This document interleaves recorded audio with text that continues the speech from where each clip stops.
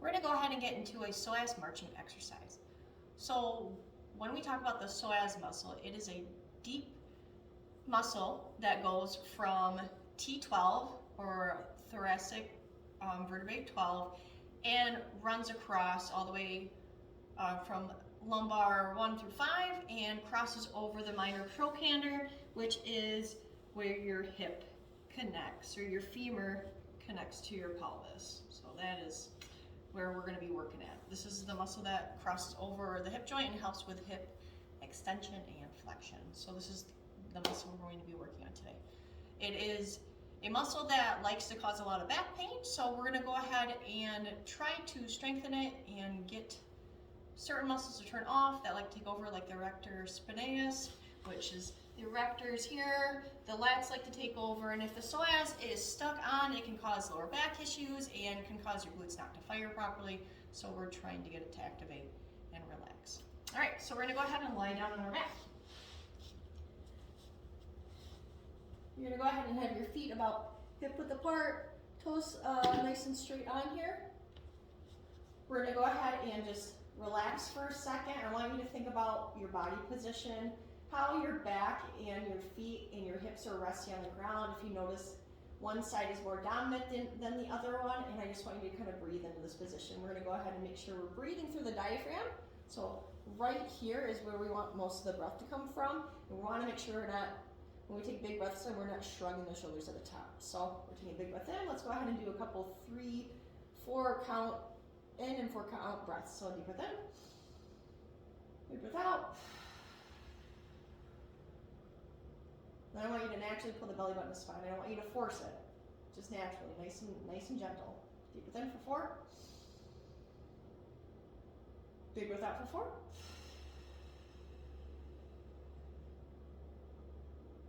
Sinking to the floor. One more time. Deep breath in through the nose. And big breath out for 4.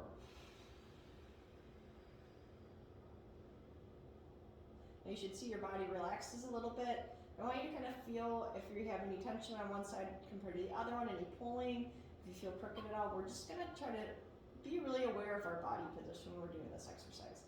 So you're going to go ahead and you can place your hands next to you so we can really focus on the position of our hips and we're not getting distracted with our hands. So we're going to go ahead and just naturally breathe in, and I'm going to go ahead and lift my leg up nice and easy. It's a very gentle movement. Take a deep breath in. I'm only going to raise it up to about underneath my kneecap. If you notice, my foot doesn't come any higher, and I'm really trying to focus on keeping my femur lined up right into the socket, and I'm bringing it back down. Just like if you want to think of a really good analogy when we're doing this, we're bringing it up, trying to think about when the femur comes up and we're relaxing, we're thinking about the femur falling into the hip socket, almost like the femur's going through the back like clay. So while we're also marching, we're trying to pay attention to the position of our hips. Are they popping up? Are they rolling in or tucking in while we're doing these marches? And I also want you to think about how your breath is. Like when we take a deep breath in and big breath out, is your body tensing up? How are your shoulders feeling? Is your shoulders tensing up when we're doing this? I just want you to slowly work against gravity and think about how your body's responding to this movement while we're marching. And if you notice, after a little bit, you'll start feeling it slightly in your core. You are working the psoas. You lift it up, we're not flexing the foot up, we're just relaxing that leg. Bring it up halfway below the calf or the kneecap, and we're just marching. And if another great analogy that I've learned is act like your leg's the fishing pole and you're trying to get the fish. So we're pulling up, getting that fish out of the water, and then bringing it back in. Pulling up, getting our fishing pole, pulling the fish up, our feet are where the fish are at, and we're just casting it back in. And we're thinking about the femur deeply sinking deeper and deeper as we march.